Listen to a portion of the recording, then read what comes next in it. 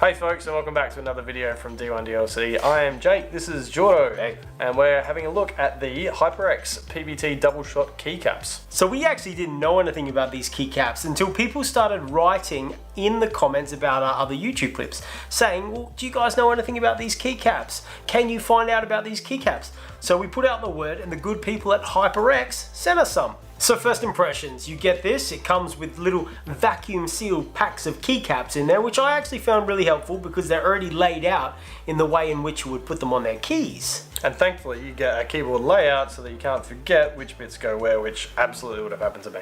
Yeah, which I used a few times. So upon taking these all out and laying them down, you sent me a little challenge and you said, hey, can you replace the entire keyboard? Which you can see I have actually done here. It took me about 15 minutes to take the keys off from one side to the other. Was it painful? I had to get used to the key puller on that one, but after getting into a bit of a rhythm, I was able to do it. So 15 minutes it took me. But essentially I was playing around with just the WSAD 1, 2, 3, 4, 5, just to see what it looked like. So that's 15 minutes on a 10 keyless keyboard. So you had a whole numpad that you didn't do. Correct. Cool. So people may ask, you know, what's the difference in the exposure of the RGB lighting underneath?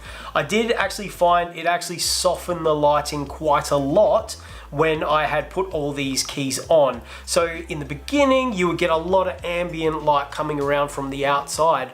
And by putting these keys on, which are probably 80% white plastic with about 20% on top, what it actually does is allows a lot of that RGB to leak through the keys. So you're seeing it more visually in your face as opposed to it being splattered out on your actual desktop. Okay, so these keycaps actually feel really nice as well. There's a couple of reasons for that, which we'll get into in a minute, but my gosh, they look and feel fantastic, and they just sound even better than they did before. So this is the Alloy Origins Core 10 keyless keyboard, and it was already really quiet because of the keys switches that they have on these boards. Super quiet.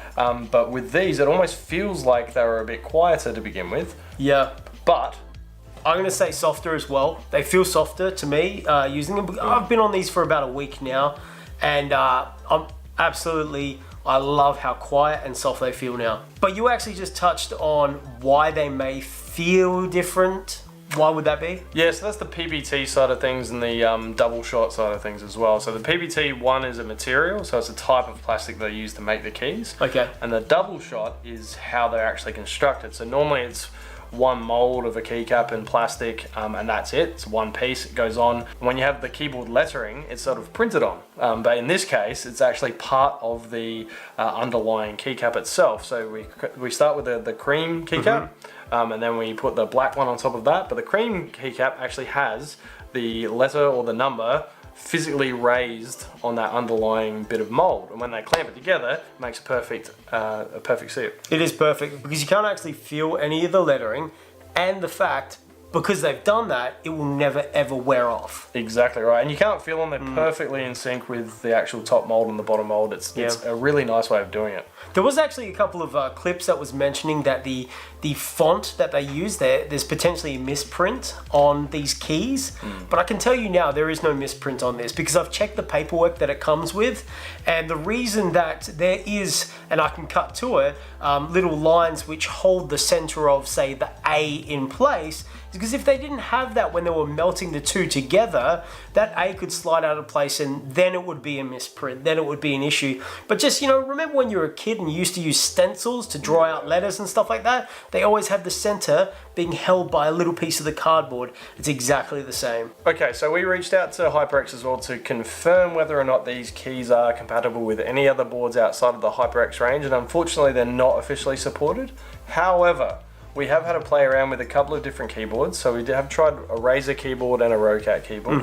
Now the Razer keyboard we didn't have a lot of success with because it's not an open frame like the HyperX. Yeah, it's got the bezel, right? Correct, yeah, which sort of fouls up how the bottom part of the cap sits in there. So it's not going to work too well with anything, probably anything with a frame around it, and in particular not Razer boards. However, we did have some success with the Roccat keyboard, which is also a frameless keyboard in the Swara FX.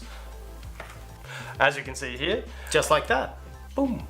Yeah, so we did replace the numpad on this one, and you can see it does work quite well. and it does have the right spacings, looks quite nice. The problem is when you get to some of the bigger keycaps on the Roccat, like the Enter or the Zero on the numpad, it's actually held together with a hook on top of the keycap itself, so you can't really remove them easily, and if you do, the actual keycaps from the kit won't fit very well. They will technically fit, but not very well. So keep that in mind. If you've got a HyperX board, 100% you'll be fine. If you've got any other boards, buy at your own peril, maybe do some investigation. And for example, we got most of the keys, but not all of them on here, and it doesn't look right if you can't do them all.